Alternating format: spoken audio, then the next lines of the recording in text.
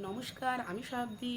কেমন আছো সবাই? তোমাদের সবাইকে আমার চ্যানেলে স্বাগত জানাই। বীভৎস গরম পড়েছে, কিন্তু প্রচণ্ড হিউমিডিটি, মানে চরম অবস্থায় রয়েছে।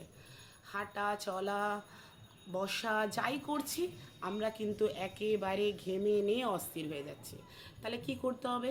ঘাম তো আমরা আটকাতে পারবো না, কেন? সেটা আমাদের দরকার, এবং আমাদের এক্সক্রিয়েটরি সিস্টেমের ক্ষেত্রে ঘাম বেরোনোটাও খুব দরকার। আমরা জানি যে আমাদের শরীর থেকে টক্সিনটা বেরিয়ে যায়, কিন্তু অতিরিক্ত যদি ঘাম বেরোয় তাহলে কিন্তু আমরা অনেক অনেক বেশি উইক হয়ে পড়বো। তাহলে কি করতে পারি? এটার একটা উপায় আছে। এক, সারাদিনে কম করে 2.5 থেকে 3 লিটার জল খাবো। আর কি করতে পারি? রোজ রাত্রিবেলা শুতে যাওয়ার আগে 1 গ্লাস জলে 1 চামচ মেথি, 1 চামচ মৌরি, আর 1 চামচ সাদা জিরে ভিজিয়ে রাখবো।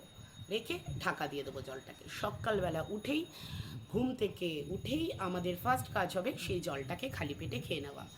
এই রকম যদি আমরা 5 দিনও করতে পারি, আমাদের যতটা ঘাম হওয়ার দরকার ততটাই ঠিক ঘাম হবে। অতিরিক্ত ঘাম হয়ে যাওয়া, বা আমরা জানি যে অতিরিক্ত ঘাম হলে আমাদের শরীর থেকে একটা দুর্গন্ধ ছাড়ে, তো লোক সমাজে সেটা অনেকটা লজ্জারও ব্যাপার। তো কি করা যাবে? তো যেই টোটকাটা বললাম চটজলদি তোমরা করে ফেলো, দেখবে সত্যিই খুব উপকার পাবে। আর যদি আমার চ্যানেলটাকে ভাল লাগে, যদি আমার টিপসগুলোকে ভাল লাগে, তাহলে অবশ্যই এটা কিন্তু শেয়ার করবে, লাইক করবে, আর ফলো করবে আমাকে।